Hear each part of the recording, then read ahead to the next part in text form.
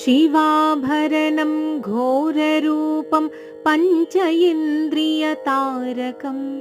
शिवाभरणं घोररूपं पञ्च इन्द्रियतारकम्